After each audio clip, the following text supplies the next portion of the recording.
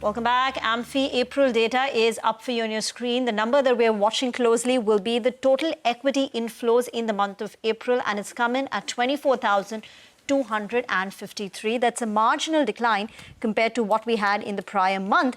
But what is important to note is the declining trend in the equity inflows. Now, just to put it in context, in the month of December last year, December 2024, the overall equity inflows were in excess of 41,000 crore. In January, it was 39,700. In February, it was 29,241.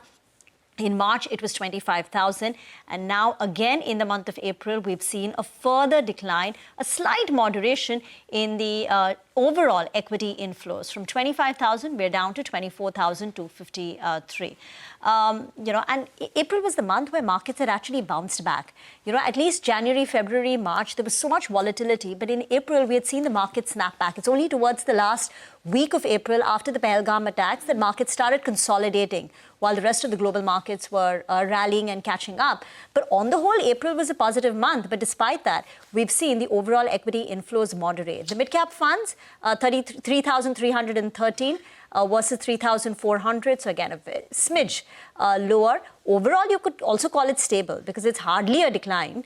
But it's just that despite the recovery in the markets on the whole, the overall equity inflows continue to remain muted. The AUM has swelled. 70 lakh crore is the overall AUM now with mutual funds. Fourth straight month of decline as well in terms of equity inflows, and also down to the lowest level in a year. Let's get an official reaction from this as well. DP Singh, the Deputy Managing Director and Joint CEO at SBI Mutual Fund, is joining in. Mr. Singh, good morning. Thank you for joining in. What do you make of this? Would you be slightly concerned with the decline in the net equity inflow? Of course, it's not a very alarming fall when you compare that to the size, but what's your first take on the numbers?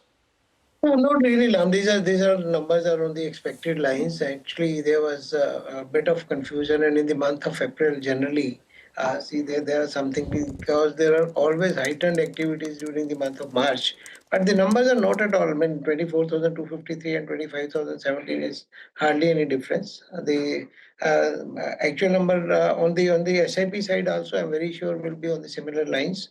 But we are not at all concerned. And month of consolidation, though initially market bounced back, but there was Pahalgam attack, and the markets are a little consolidating. But I think it's absolutely fine. If you look at the overall number, 5 lakh crores, almost 4.5 lakh crores of AUM going up. All those outflows which were there because of the year-end blues are back into the market. So that's something to be.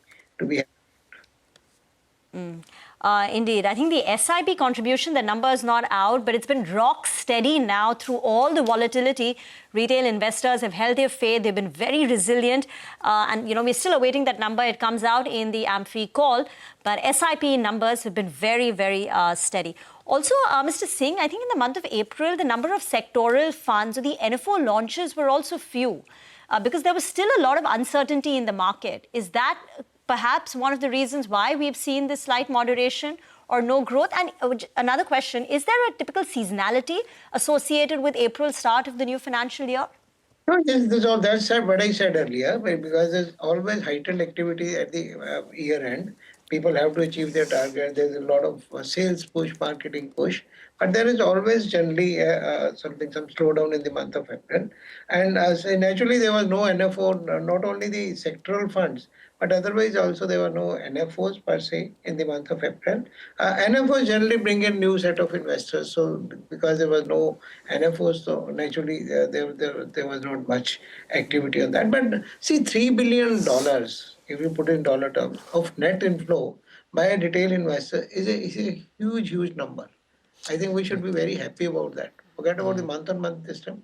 A $3 billion number is very good.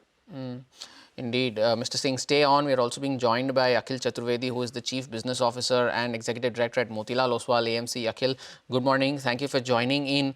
You know, we spoke about the large cap funds that have seen a slight increase in inflows compared to last month. And but the ETF number, I just saw the ETF number is at 19,000 crores compared to 10,000 crores last month. So it's almost double compared to last month. What would you attribute that to? Is this investor shifting focus more towards the ETF side of things instead of relying on specific / thematic funds? So I think the ETF number would largely be dominated by the institution buying. So I'm assuming, I've not seen the numbers, but I'm assuming that the ETF flows would be largely in the Nifty 50. And if that is the case, then that would be more to do with the institutional EPFO flows. Because typically the retail investors tend to participate more through the mutual funds. Okay, unfortunately, gentlemen, we're out of time. But I think the liquid fund, we should also check. There has been a sharp inflow in the month of April versus a big outflow in the prior month. But gentlemen, thank you very much for joining in. We'll touch base with you, still awaiting the SIP numbers.